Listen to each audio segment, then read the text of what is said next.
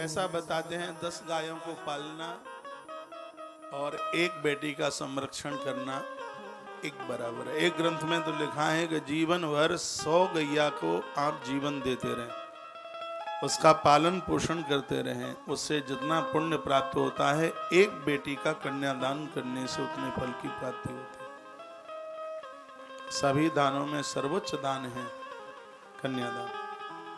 जिस बेटी को देकर के सामने वाले की वंश वृद्धि बढ़ी है, इससे बड़ा कोई दूसरा दान नहीं हो सकता। इसलिए सूत सौनक ऋषियों के सामने भगवान नारायण भी देवताओं के ब्रह्मा के सामने इतना सुंदर सा उन्होंने वर्णन किया। का संपूर्ण पापों को जलाने के लिए गोदान और जल का दान, ऐसे सब पाप नष्ट हो जाते हैं। कायिक, वाचक और मानसिक ये 3 प्रकार के पाप हैं, वो दूध और दही और घी का दान करने से नष्ट हो जाते हैं। इससे शारीरिक पुष्टि होती है। भूदान से दोनों लोकों में प्रतिष्ठा हो जाती है। तिल का दान बल देने वाला है, मृत्यु पर विजय कराने वाला है तिल का दान। स्वर्ण दान से मंदाग्नि का नाश होकर जठराग्नि बढ़ती है। जिनको भोजन पचता नहीं है, स्वर्ण का दान उनके अंदर के तंत्र को मजबूत रखता है। और बताया गया है कि इसमें तो बड़ा अद्भुत वर्णन किया गया है, मैं श्लोक बोल दूं। हिरण्यमं जाठरेग्नस्तु वृद्धिदम वीर्यदम तथा। ऐसे लोग डॉक्टर की रिपोर्ट में वो बिल्कुल ठीक है, कहा कोई कमी नहीं है। और यह भी समझ लिया जाए, मान लिया जाए संतान जन्म देने के लिए कोई स्त्री और पुरुष दोनों सक्षम नहीं है, स्वर्ण का दान करने से यह बीमारी समाप्त होती है। ऐसा शिव महापुराण के अंतर्गत यह लिखा हुआ है। लवण का दान, कुष्मांड का दान, ये सभी दानों का वर्णन किया गया है। इसमें तो मूंग, साग, इन सब चीज़ों की भी बात कही गई। काली मिर्च, सरसों, साग सामग्री, ये सब भगवान शंकर के ऊपर चढ़ाए जाते हैं। इनसे भगवान भोलेनाथ अति प्रसन्न होते हैं। काली मिर्च भगवान भोलेनाथ पर चढ़ाने से दुश्मन परास्त हो जाता है। कहीं ऐसा लगता है कि हमारे दुश्मन बहुत ज़्यादा हैं, तो यहाँ स्पष्ट वर्णन है काली मिर्च भगवान शंकर को, भगवान महादेव को चढ़ाई जाती है। एक बार जयकारा लगाइए, बोलो भक्तवत्सल भगवान की जय हो। श्री हनुमंत बलवंत महाराज की जय हो। जय जय श्री राधे जय जय। श्री राधे श्री राधे। वेद शास्त्रों के द्वारा पढ़ाई करके जो गुरुजन लोग अपने मुख से इन तमाम कथानकों का जो वर्णन करते हैं और जिसको हम श्रवण करते हैं, इसके श्रवण मात्र से हमारे अनजान में होने वाले संपूर्ण अपराध हमारे समाप्त हो जाते हैं। एक बड़ी सुंदर बात कही, इतने काम रोज कीजिए, मंत्रों का जप, देवताओं की स्तुति और तीर्थों की यात्रा, ये तीनों के तीनों साधन व्यक्ति के कल्याण के लायक हैं, कल्याण कारक हैं। बड़ा सुंदर श्लोक है, वर्णन किया। वाचकम यजनम विद्यान मंत्रस्तोप जपादिकम तीर्थ यात्रा वृतादामी कायकम यजनम यथा। इससे कायक वाचक ये सब के सब अपराध हैं वो सब समाप्त हो जाते हैं। तो इसमें देवताओं की नित्य स्तुति, मंत्र का जप, तीर्थ यात्रा, व्रत आदि, इन सब को यज्ञ का रूप दिया गया है। इसलिए हम और आप करते रहें। मनुष्य को चाहिए कि तपश्चर्या तथा दान, इन दोनों कर्मों को सदैव करते रहना चाहिए जिंदगी के लास्ट समय तक। बताया जाता है कि दान से देवता अति प्रसन्न होते हैं। जब से देवता अति प्रसन्न होते हैं, ईश्वर के अर्पण हमारी और आप सबकी बुद्धि होनी चाहिए और यही हमारे लिए मोक्ष का साधन बन जाता है। जो मनुष्य इस अध्याय को पढ़ेगा, सुनेगा, धर्म कार्य में उसकी बुद्धि हमेशा हमेशा के लिए लग जाएगी। जो कथा सुनाई जा रही है, लिखा है, जो ये कथा आप सुन रहे हैं, तस्य वही धर्म बुद्धिश्चा ज्ञान सिद्धि प्रजायते। बुद्धि भगवान में लग जाएगी इस कथा को सुनने से। तस्य वही धर्म बुद्धिश्चा ज्ञान सिद्धि प्रजायते या इमं पढ़ते ध्यायम अध्यायम या षडोत सदा नरः। जो इस अध्याय की कथा को सुनेंगे या सुनाएंगे, उनकी बुद्धि भगवान में लग जाएगी। और जिसकी बुद्धि भगवान में लग जाए, उसका तो कल्याण हो जाएगा। बाणों की सैया पर पड़े हुए पिता में भीष्म भगवान की प्रतीक्षा में थे, इंतजार में थे। भगवान पहुंचे। पितामह ने नेत्र खोलकर प्रभु का दर्शन किया। कथा लंबी है, संक्षेप में कह रहा हूं। पितामह भीष्म ने कहा, हे द्वारकाधीश, मैं आपको कुछ देना चाहता हूं, क्या आप स्वीकार करेंगे? गोविंद ने कहा, हाँ पितामह बोलिए, क्या देंगे आप मुझे? पितामह ने कहा, केशव, मेरे पास मेरी एक बेटी है। इस बेटी के लिए मुझे आज तक कोई घर वर नहीं मिला। मैं अपनी बिटिया आपको सौंपना चाहता हूं, क्या आप मेरी बेटी के संग विवाह करेंगे? कृष्ण ने पूछा, क्या तुमने, सुनो, कृष्ण ने पूछा, क्या तुमने अपनी बेटी को पूछ लिया है? क्या वो मुझे स्वीकार करना चाहेगी? पितामह भीष्म बोले, माधव, दुनिया की ऐसी कौन सी कन्या होगी जो तुम्हारा वर्ण करना नहीं चाहेगी? भगवान श्री कृष्ण बोले, पितामह, पांडु पुत्रों को इस समय मन में ऐसा आ रहा है कि पितामह का तो विवाह हुआ ही नहीं, तो इनके पास में बेटी कहां से आ गई? तो क्या उसका भी अर्थ तुम बताओगे? पितामह भीष्म ने कहा, हे गोकुलेश, ये बेटी मेरे ही पास नहीं, चाहे किसी का विवाह हुआ हो या ना हुआ हो, ये बेटी तो सबके पास है। पितामह भीष्म ने कहा, भगवान, मेरी बुद्धि ही वो बेटी है, अपनी बुद्धि रूपी कन्या का वर्ण मैं तुम्हारे साथ करना चाहता हूं। वही बात यहां से पुराण में लिखी है, तस् वही धर्म बुद्धिश्चा ज्ञान सिद्धि प्रजायते। जो भगवान की कथा सुनेंगे उनकी बुद्धि रूपी बेटी का विवाह परमात्मा के साथ हो जाएगा। इसलिए ईश्वर की कथाएं अनवरत नित्य निरंतर सुनते रहिए। इसी में हमारा और आपका सबका इसी में कल्याण। ऐसी अद्भुत इन कथाओं का वर्णन किया गया। पार्थिव पूजा की बात कही गई है। अभी विस्तार पूर्वक मैं आपके बीच में निवेदन कर रहा हूं। पार्थिव प्रतिमा पूजा विधानम ब्रूहिषत्तमः येन पूजा विधानेन सर्वाभीष्ट ममाप्यते। कथा वेदेश्वर संहिता के 16 नंबर के अध्याय में चल रही है। हे सूत, अब आप हमसे पार्थिव प्रतिमा के पूजन का विधान कहिए, जिससे सभी प्रकार की इष्ट वस्तुओं की प्राप्ति हो जाए। मैं एक बार फिर निवेदन करूंगा, सद्दो दुखस्य समनम शृणुतु प्रवीमिवाह। भगवान महादेव की पूजा करने से संपूर्ण कष्ट दूर हो जाते हैं। जितने भी कष्ट हैं वो सब समाप्त हो जाते हैं। अपमृत्यु हरम कालम मृत्यु शाप विनाशनम। यहाँ तक यदि किसी व्यक्ति की अकाल मृत्यु भी है, भगवान महादेव की पूजा से वो भी टल जाती है। ऐसा से महापुराण में लिखा। कई जन्मपत्री आपने दिखाई और उसमें यह कहा, इस कुंडली में, इस जन्मपत्री में अकाल मृत्यु को संस्कृत में अपमृत्यु कहते हैं। यदि अकाल मृत्यु का भी कोई योग है तो अपमृत्यु हरम कालः मृत्यु शाप विनाशनम। भगवान महादेव की जो पूजा है इस अकाल मृत्यु को भी समाप्त, इस योग को समाप्त कर देती है। कलत्रः पुत्रादि धन धान्य प्रदम ध्वजाः। जो भी कोई इस महादेव की पूजा को करेंगे उनके घर में संतान, संपत्ति और स्त्री, तीनों चीजों की कोई कमी नहीं रहेगी। और घर तभी अच्छे लगते हैं जब घरों में 3 चीजें हों, तभी अच्छे लगेंगे। एक है संतान, घर में संतान, संपदा, कलत्र कहते हैं स्त्री।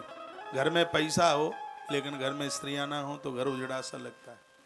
घर में स्त्री भी हो और पैसा भी हो, घर में संतान न हो तो उजड़ा सा लगता है। तो भगवान महादेव की कृपा से घर में संतति भी रहती है, संपत्ति भी रहती है और घर में स्त्रियों का भी कोई अभाव नहीं रहता।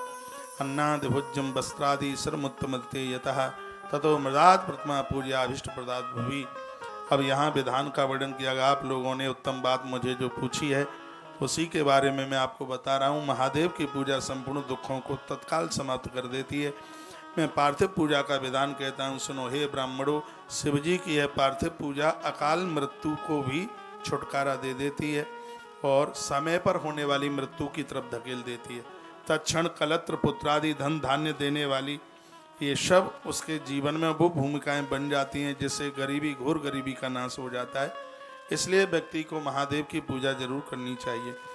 इसमें पार्थिव पूजा की बड़ी महिमा का वर्णन किया है। पार्थिव पूजा में तड़ाग कहते हैं सरोवर, कुआं, बावली, जलाशय, यहाँ की मिट्टी को लाइए, सुनिए, मिट्टी को लाएं, फिर मिट्टी को सुखाएं। जब वह चूर्ण हो जाए उसको ठीक से बारीकी से पीस लिए और छान लीजिए। उसमें गुलाब का जल, गन्ने का रस और गौ माता के कच्चे दूध से उसको सानिए। दूध डाल करके उसको साने। हस्तेन प्रतिमा कुर्यात् क्षीरेण स संस्कृता। कितना अंगुष्ठा प्रतंग को पेता अयोध्या समान्वतः। अंगूठा जितना मोटा है, अंगूठा जितना अंगूठे के बराबर ऊंचाई और इस उंगली के बराबर उसकी मोटाई, ऐसी ऐसी पिंडियां बनाइए। पिंडियां बना करके फिर उनका पूजन करें। इन प्रतिमाओं का पूजन करने के बाद पार्थिव पूजा का विसर्जन रोज ही होता है। इसको जब आप नैवेद्य से भोग लगाते हैं तो इससे आयु की वृद्धि होती है, इसमें कोई संशय वाली बात नहीं है। भगवान शंकर को आपने भोग लगाया, इससे आयु की वृद्धि होती है। दीप दान करने से ज्ञान, तांबूल का दान करने से भोगों की प्राप्ति हो जाती है। स्नान करके गंध, धूप, दीप, नैवेद्य, तांबूल, इन 6 वस्तुओं से भगवान शंकर का पूजन करें। शिव को नमस्कार और जप दोनों ही बहुत ज़्यादा पसंद हैं और इससे अभीष्ट फल की प्राप्ति होती है। मोक्ष और भोगों के लिए मनुष्य को नित्य निरंतर भगवान शिव का ओम नमः शिवाय जप करना चाहिए, भले ही गुरु मंत्र में कोई मंत्र उन्हें मिला। मानसिक पूजन भी इन्हीं उपचारों से करना चाहिए। देवताओं को इनकी पूजा से सिद्धि प्राप्ति होती है। महाराज, तो हमें और आपको क्यों नहीं प्राप्ति होगी? हे ब्राह्मणों, अब मैं इन पूजनों की विशेषताओं का आपके सम्मुख वर्णन करता हूँ, आप उसको श्रद्धा से सुन लें। बताया जाता है कि जो आप गणेश जी की जो पूजा करते हैं, इसमें वर्णन किया है, कहा गया है कि जो आप गणेश जी की पूजा करते हैं, इस भूलोक में संपूर्ण मनोरथ की सिद्धि हो जाती है। गणेश पूजा से लिखा है, विघ्नेश पूजया सम्यक भूलोक अभिष्ट मापनीयात्। भगवान गणेश जी की पूजा की इतनी बड़ी महिमाएं। भाद्रपद मास का शुक्रवार श्रावण शुक्ला 14 आई, उस दिन गणपति की पूजा करके सब खुशी हृदय में छाई। मेरे भाई, भगवान गजानंद की इतनी बड़ी महती कृपा। भादों का महीना और शुक्ल पक्ष के दिन 14 पड़ जाए महाराज, भादों का महीना शुक्रवार हो, हाँ जी, और उस दिन 14 पड़ जाए और उस दिन भगवान गजानंद, भगवान गणपति की पूजा हो जावे, तो भगवान गणेश तो रिद्धि और सिद्धियों को दे देते हैं, किसी भी प्रकार की कमी नहीं रहने देते। कर्क के सूर्य में मृगशिरा नक्षत्र में नवमी के दिन भगवान सूर्यदेव को वैसे सप्तमी की पूजा सूर्य भगवान की विशेष मानी गई है, लेकिन कर्क के सूर्य हो मृगशिरा नक्षत्र नवमी के दिन पड़ जाए और उस दिन भगवान सूर्य नारायण की पूजा कर ली जाए तो महाराज अखंड वैभव की प्राप्ति हो जाएगी। अश्विनी के महीने में, आश्विन यानी क्वार के महीने में शुक्ला नवमी के दिन कृष्ण पक्ष की 14 में और उस दिन आदित्यवार के दिन रविवार के दिन आद्रा नक्षत्र पड़ जाए और उस दिन भगवान शंकर की पूजा कर ली जाए तो महाराज उनको कई वर्षों की पूजा करने का फल लाभ प्राप्त हो जाएगा। इस तरीके से इस पूजा के बारे में एक एक दिन की बात का वर्णन किया।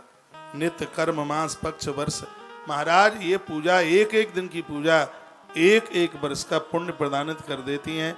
इतनी बड़ी महिमा। 12 महीनों की पूजा की बात कही गई है इस अध्याय में।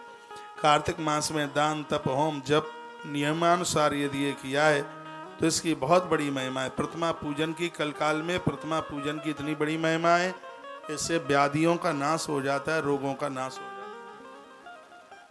तो इस तरीके से यदि भगवान का पूजन बंधन किया जाए तो भगवान सब कुछ प्रदानित कर देते हैं। कुछ चीज़ें हैं वो आप लिख सकें तो लिख लेना। भगवान को दिया जलाने से ज्ञान की प्राप्ति होती है। भगवान को तांबूल यानी पान का पत्ता चढ़ाने से भोगों की प्राप्ति होती है। भगवान को नैवेद्य से आयु और संतोष 2 चीज़ें मिलती हैं। अगरबत्ती जलाइए मत भगवान को, क्योंकि अगरबत्ती में बांस होता है, इसलिए धूप बत्ती काम में लीजिए। धूप जलाने से धन बढ़ता है। दीपक से ज्ञान की वृद्धि होती है। 6 वस्तुओं के द्वारा भगवान महादेव को विशेष रूप से पूजा जाता है। जप और नमस्कार ये दोनों चीज़ें अभिष्ट फल देती हैं, इसमें कोई संशय नहीं है। पार्थिव प्रतिमा पूजा विधानम ब्रूहि सत्तमा येन पूजा विधानेन सर्वाभीष्ट मवाप्तये। हे साधु श्रोमणियों, पार्थिव पूजा की महिमा अपने आप में बहुत अद्भुत है। पार्थिव पूजा करने से यानी मिट्टी के शिवलिंग बनाकर उसका पूजन करने से सभी प्रकार के कष्ट दूर हो जाते हैं। यहाँ तक कि कुष्ठ रोग बड़ा भयंकर रोग है, भगवान शंकर की पार्थिव पूजा करने से इस रोग की भी निवृत्ति हो जाती है। बताया जाता है कि भगवान को 5 पौआ का भोग लगता है, जिसको 5 पौआ कहते हैं, सवा सेर। कोई भी चीज़ सवा सेर उनको चढ़ाई जाए, इससे वो अति प्रसन्न हो जाते हैं। और पार्थिव पूजा स्त्री पुरुष दोनों कर सकते हैं, ऐसा वर्णन है इसमें। ऋषियों ने कुछ प्रश्न किए। हमेशा प्रश्न 4 प्रकार के होते हैं। जब भी किसी से कोई प्रश्न किया जाता है तो उसमें 4 प्रकार होते हैं। पहला प्रकार कौन सा है? जो वाद विवाद हार जीत के लिए दर्शाने के लिए। देखो, हमने ऐसी बात उन्हें पूछ ली थी, वो बता तो नहीं पाए, भले ही कितने भी बड़े विद्वान हैं। हमें कम में मत आंकना, हमारे प्रश्नों का तो कोई हर पंडित जवाब दे दे, ऐसा कैसे हो जाएगा। देखो, उनकी बोलती बंद कर दी थी। जो सामने वाले को नीचा दिखाने के लिए वाद विवाद के लिए प्रश्न किया जाता है, उसको तुच्छ प्रश्न कहते हैं, तुच्छ। दूसरा प्रश्न है, उसका नाम है कनिष्ठ, वक्ता की परीक्षा के लिए किया जाता है। ये कितने योग्य हैं, ये कितने विद्वान हैं, इसको कनिष्ठ प्रश्न कहते हैं।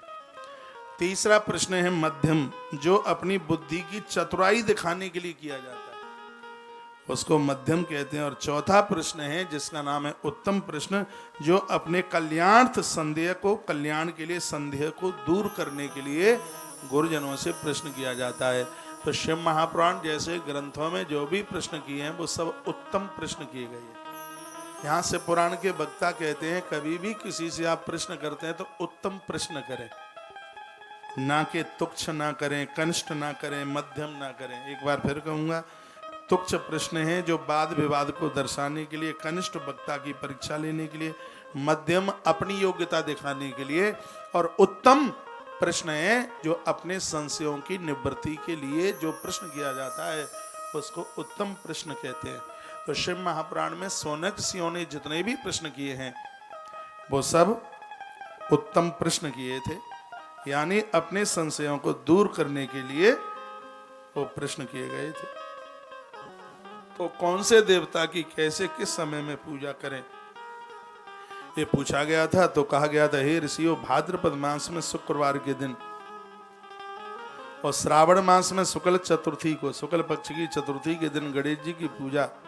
इस भूलोक में किसी ने जायदाद संपत्ति हड़प ली हो, मकान ले लिया हो, दुकान ले ली हो, तो एक बार ध्यान से सुन लो, भाद्रपद में शुक्रवार और सावन मास के शुक्ल पक्ष में चौथ को गणेश जी की पूजा करने से खोया हुआ मकान, दुकान, बाजार में डूबी हुई संपदा सब वापस आ जाती है। और ये लिखने लायक बात होगी, फिर धर्म यात्रा में आप मुझसे पूछेंगे और मैं बताऊंगा नहीं। इस शिव महापुराण में लिखा हुआ है, वर्णन किया गया है। इसमें जो देवताओं की पूजा के लिए जो बात कही गई है वह बड़ी अद्भुत है। इसमें कहा गया है कि सावन के महीने में जितने भी शुक्रवार पड़े, भगवान गणेश जी की अद्भुत पूजा कीजिए। और भादों में शुक्ल पक्ष के दिन, चतुर्दशी के दिन जो आप पूजा करते हैं भगवान गणेश जी की, विघ्नेश पूजया सम्यक भूलोका अभिष्टमाप्नुयात् शुक्रवारे चतुर्थ्याम च सते श्रावण भाद्रके, ये इसका श्लोक है। भादों में चतुर्दशी और सावन में हर शुक्रवार के दिन जो भगवान गणपति की पूजा, गणेश जी की पूजा करते हैं, इस भूलोक में वो अपनी संपूर्ण ऐश्वर्य को प्राप्त कर लेते हैं। उनके पास किसी भी चीज़ की कोई कमी नहीं रहती। फूस के महीने में सतविसा नक्षत्र और धन के सूर्य में गणेश जी की पूजा करने से कितने भी आपकी मकान, जायदाद, दुकान किसी ने हड़प ली हो वो सब वापस आ जाएगी। फूस के महीने में सतविसा नक्षत्र पड़ जाए और उस दिन भगवान गणेश जी का पूजन किया जाए तो कार्य में सिद्धि हो जाएगी, कार्य सिद्ध हो जाएगा। बोलो भक्त वत्सल भगवान की जय हो, श्री हनुमान जी महाराज की जय हो, आज के आनंद की जय हो। जय जय श्री राधे, जय जय श्री राधे, जय जय। श्री राधे श्याम। दीपक और सरसों के तेल का दान करने से मृगी का रोग मिट जाता है, इसे महापुराण में वर्णन है। दिया, पीतल का दिया और सरसों के तेल का दान करने से यदि किसी को मृगी का रोग है तो उसके हाथ से ये दान करा दीजिए, उसका यह रोग समाप्त हो जाएगा। सिरादे जाने दो तो उसका यह रोग समाप्त हो जाएगा। सोमवार के दिन शिव जी का पूजन करने से ये लिख लीजिए महादरिद्रता का नाश होता है। सोई तो हम कहेंगे सोमवार को ही भगवान शंकर का अभिषेक क्यों किया जाता है, तो इसमें वर्णन किया गया है कि सोमवार के दिन भगवान शंकर का महाअभिषेक करने से, महापूजन करने से घोर गरीबी समाप्त हो जाती है। इसमें बिल्कुल किसी भी प्रकार के संशय की बात नहीं है। इतना बड़ा प्रभाव है सोमवार के दिन भगवान शंकर का पूजन करने की, इतनी बड़ी महिमा है। घोर गरीबी का नाश होता है और धन संपदा की प्राप्ति होती है। कृतिका नक्षत्र युक्त यदि मंगलवार पड़ जाए और भगवान कार्तिकेय की पूजा की जाए, घंटा दान में दिया जाए तो वाक सिद्धि हो जाएगी, वाणी सिद्ध हो जाएगी। जिनके बच्चे तुतलाते हैं या गूंगे हैं, बोल नहीं पाते, सुनते हैं बोल नहीं पाते, कृतिका नक्षत्र मंगलवार के दिन पड़ जाए, किसी पंडित जी को पूछ लेना कि जब कृतिका नक्षत्र पड़े मंगलवार को तो गुरुजी हमें बता देना। कृतिका नक्षत्र मंगलवार के दिन पड़ जाए, उस दिन भगवान कार्तिकेय की पूजा की जाए, किसी मंदिर में घंटे का दान किया जाए तो जो बच्चा बोल नहीं रहा है उसकी वाणी खुल जाएगी, उसकी आवाज खुल जाएगी। ऐसा वर्णन इससे महापुराण के अंतर्गत किया गया है। श्लोक बोल दूं फिर तो मान लोगे। कृतिका भौमवारेषु स्कंदस्य यजनान्यडाम। यदि गलत बोल रहा हूं तो मेरी बात को कोई काट के बताए। हाँ, कृतिका वर्णन किया गया है, इसमें कहा गया है कृतिका भौमवारेषु स्कंदस्य यजनान्यडाम दीप घंटादिदानाद् वै वाक् सिद्धिरचनाद् भवे। कृतिका नक्षत्र मंगलवार को पड़ जावे, कार्तिकेय भगवान की पूजा की जावे और दिया और घंटा दान में दिया जावे तो इससे आवाज खुल जाएगी, वाक सिद्धि हो जाएगी, वाणी खुल जाएगी। यह वर्णन किया गया है, कहा गया है। और अभी हम बोल रहे थे काय के लिए, सोमवार के लिए। कृतिका सोमवारेषु शिवस्यः यजनम नृणाम महादारिद्र्य समनम सर्व संपत्करम भवेत्। सोमवार के दिन भगवान महादेव की पूजा अर्चना करने से संपूर्ण गरीबी का नाश हो जाता है और घर में श्री की वृद्धि होती है, धन बढ़ता है घर में। इसलिए हर सोमवार के दिन, रोज नहीं बनता है तो हर सोमवार के दिन महादेव का अभिषेक कर लिया करो, उसके ऊपर बेल पत्नियां चढ़ा दिया करो। हो सके तो सोमवार का व्रत आरंभ कर दो, एक ही साल कर लो, आनंद हो जाएगा। गोस्वामी तुलसीदास जी ने कहा कि गरीबी झेले इससे बड़ा दुख नहीं, और महापुरुषों के साथ अटैच जुड़ करके रहें इससे बड़ी संपत्ति नहीं, इससे बड़ा सुख नहीं। गुरुजनों के साथ आप जुड़े हैं, जीवन की सबसे बड़ी संपदा, और गरीबी झेल रहे हैं सबसे बड़ा दुख है। क्यों झेल रहे हो भाई गरीबी, क्यों? जो पुरुषार्थी लोग हैं उनके कॉलम में गरीबी शब्द ही नहीं होता। इतने पुरुषार्थी बनिए। मैं ये इतना पूजा पाठ आपको शिव पुराण से बता रहा हूँ, ये पैसा नहीं टपकेगा आकाश से। यदि पूजा करने से पैसा ऊपर से टपक जाए तो बच्चों को इतने पढ़ाने की जरूरत क्या है? फिर उनको नौकरी करने के लिए जाने की जरूरत क्या है? यदि फिर इससे ही सब हो जाए तो फिर तुम पूजा क्यों बता रहे हो? हम पूजा इसलिए बता रहे हैं कि सोमवार के दिन महादेव की पूजा करोगे तो धन आने के रास्ते खुल जाएंगे। रास्ते में जो रुकावट है वो रुकावट हट जाएगी। ऑफिस जाना पड़ेगा, बच्चों को पढ़ाना पड़ेगा। अब ये नहीं कि बेलपत्र पर श्री लिख दो और आप बेलपत्र महादेव पर चढ़ा दो तो पैसा ऊपर से बरस जाएगा। तो मेरे भरोसे मत रहना, एक कौड़ी भी नहीं आने वाली है ऊपर से। पैसा तो तब आएगा जब आप कमाएंगे। हाँ, इतना परिपक्व है, ये काम करोगे तो आलस खत्म हो जाएगा, प्रमाद खत्म हो जाएगा और धन कमाने के लिए अंदर से उत्साह बढ़ेगा। इसलिए इन पूजा पाठों की इसलिए आवश्यकता है। जो कहीं तुम बच्चों की पढ़ाई लिखाई बंद कर दो कि हमने तो कथा में सुन करके आ गए हैं बेटा, बस अब तो सुन लिया, मूंग की दाल चढ़ा दो महादेव पर और बच्चा पढ़ करके हो जाएगा विद्वान। सो कुछ भी होने वाला नहीं। पढ़ने के खाली मूंग की दाल पढ़ा देगी बच्चे को, कुछ नहीं होगा। हाँ, मूंग साबुत मूंग महादेव पर चढ़ाओगे तो बच्चे का पढ़ने में मन लग जाएगा, ऐसा से पुराण में लिखा है। अब आप कहें कि वो किताब लेकर के घर ही बैठ जाए, पढ़ने को ना जाए, तो कोई गारंटी नहीं है बिल्कुल भी। बच्चे को पढ़ना पड़ेगा तब ही विद्वान बनेगा वो। हाँ, इन सब चीजों से जो मध्य की जो रुकावटें हैं, दिक्कतें हैं, परेशानी है, वो दिक्कतें दूर हो जाएंगी, वो परेशानियां दूर हो जाएंगी। पंचों बात समझ में आ रही है? बड़ा अच्छा लग रहा है, पीछे पंडाल तक आप दिखाई दे रहे हैं, लेकिन कथा तो 1 महीने की होनी चाहिए थी, तो 9 दिन में तो कुछ हो ही नहीं पा रहा है। क्या करें, ऐसा लग रहा है मैनपुरी के बाईपास से निकल रहे हैं। 7 संहिताएं और अभी हम पहली संहिता में चल रहे हैं, और कथा भी खूब कह रहे हैं, पूरा 4 घंटा दे के जा रहे हैं। लेकिन महादेव की कथा इतनी अद्भुत है कि इसको सुनते सुनते पीते पीते पेट ही नहीं भरता है, लगता है पीते ही रहो, पीते ही रहो, पीते ही रहो। कथा ही इतनी अद्भुत है। एक बार जयकरा लगाइए भगवान के नाम का। बोल भक्त वत्सल भगवान की जय हो, श्री हनुमंत बलवंत महाराज की जय हो, आज के आनंद की जय हो। जय जय श्री श्री राम।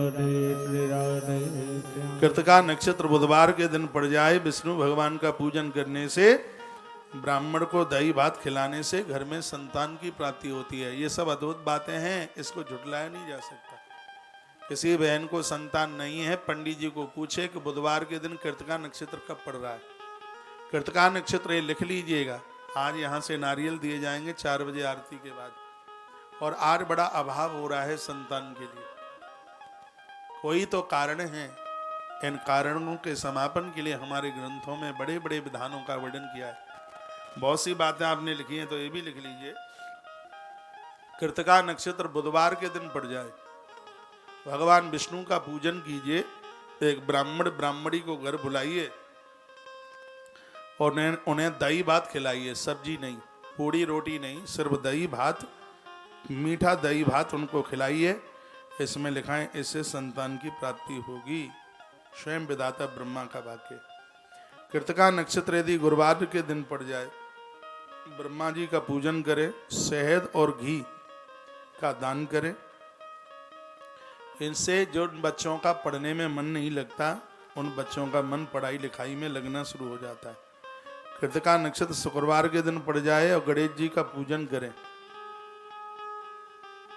तो इसमें लिखा है कि बंध्या स्त्री भी पुत्रवान हो जाएगी। कृतिका नक्षत्र शुक्रवार को पड़ जाए, कृतिका नक्षत्र शुक्रवार को पड़ जाए और उस दिन भगवान गणेश की पूजा की जाए, गणेश की पूजा की जाए उस दिन। इसमें लिखा है चांदी का दान किया जाए, तो बंध्या स्त्री भी पुत्रवान हो जाएगी, उसको संतान हो जाएगी, ऐसा वर्णन है। कृतिका नक्षत्र यदि शनिवार के दिन पड़ जाए और भगवान धन्वंतरी का यदि उसमें पूजन कर लिया जाए, कितनी भी बड़ी से बड़ी बीमारी है, फायदा मिल जाएगा उसमें। शनिवार के दिन कृतिका नक्षत्र पड़ जाए और धन्वंतरी भगवान का पूजन कर लिया जाए। धन्वंतरी भगवान का देखो, इस सगरे श्लोक यहाँ पर लिखे हुए हैं। कृतिका शनिवारेषु दिग्पालानां च वंदनम, वर्णन किया है दिग्गजानां च नागानां शेतपानां च पूजनम, त्र्यंबकस्य च रुद्रस्यो विष्णु पापहरस्य च। वर्णन किया है कि भगवान नारायण उसके पापों का अपहरण कर लेते हैं और वह व्यक्ति आरोग्यता को बिल्कुल प्राप्त हो जाता है। बंध्यास पुत्रम लभते स्वर्ण रूप्यादि दानतः। कृतिका नक्षत्र शुक्रवार को पड़े, गज को मेढ़ याजनाथ गणेश की पूजा की जाए, उसमें बंध्यास पुत्रम लभते, बंध्या बांझ स्त्री को भी संतान प्राप्त हो जाती है। कृतिका शनिवारेषु, कृतिका नक्षत्र शनिवार में पड़ जाए, धन्वंतरी भगवान का पूजन किया जावे, तो व्यक्ति आरोग्यता को प्राप्त हो जाता है, निश्चित रूप से उसकी बीमारियां खत्म हो जाती हैं। धनु राशि में सूर्य भगवान हो, नैवेद्य अन्न का दान किया जाए, संपूर्ण मनोरथ पूरे हो जाते हैं। इस प्रकार से इन बातों का वर्णन किया गया। दूध, नारियल, सुपारी, पान, कपूर, इलायची, लौंग, फूल, जायफल, ये वस्तुएं महानैवेद्य में आती हैं। भगवान भोलेनाथ का इनका भोग लगता है। इनके दान से पृथ्वी का राज्य प्राप्त हो जाता है। वर्णन इसमें वर्णन किया गया। ऐसी अद्भुत बातों की वार्ता यहाँ कही गई। एक बार जयकारा लगाइए, बोल भक्त वत्सल भगवान की। श्री हनुमंत बलवंत महाराज की जय हो आज के आनंद की जय हो जय जय श्री राधे श्री राधे श्री राधे श्याम। दो पंक्तियां भगवान को समर्पित करें। ये उम्र बीत गई महाराज, ऐसे ही बीत गई। स्वर दीजिए। ये उम्र बीत गई टोटे में, ये उम्र बीत गई धोखे में, परिणाम न जाने क्या होगा। खाते खाते सोते सोते सब जीवन निकाल दिया। कभी सोचा है कि अंत में होगा क्या? 60-70 साल के हाल ही हो गए, पता ही नहीं लगा। अभी तो थोड़ी जाने हैं देह में, 5-7 साल के बाद में देखिए स्थिति क्या होगी। थोड़ा विचार कीजिए। इस दुनियादारी के लिए बहुत कुछ किया है। एक बात व्यासपीठ से मैं आपके सन्मुख कहना चाहूंगा। आप में से बहुत लोग होंगे जो जॉइंट फैमिली के साथ जीवन जिए होंगे। 40 साल 50 साल आप परिवार के लिए काम करते रहे। जब तक आप कमाऊ थे और आपने कमा कमा के दिया। माँ भी कहती थी कि हमारा भोलू बेटा इतना बढ़िया, क्योंकि वो तो कमा के दे रहा। दुधारू भैंस को 4 सानी दी जाती है दिन में। हाँ, वो तो कमा के, भोलू बेटा कमा के ला रहा है। उसके बच्चे थोड़े से बड़े हो गए। अब उसको समझ में आया कि बेटी को शादी विवाह करना है, थोड़ा पैसा बचाना है, और भोलू बेटे ने देना बंद कर दिया। वही माँ क्या कहती है, तू तो अपने लुगाई लड़कों के लिए जीता रहा, तूने क्या किया? कोलू का बैल बन करके जीवन भर देता रहा इस परिवार को। 60 साल इसने मेहनत खानदान के लिए करी। जब तक देता रहा तब तक भोलू बेटा सबके लिए अच्छा था। और जिस दिन देना बंद किया, 60 साल की कमाई के ऊपर पानी की बाल्टी डाल दी। 60-70 साल चली गई दुनिया को प्रसन्न करने में।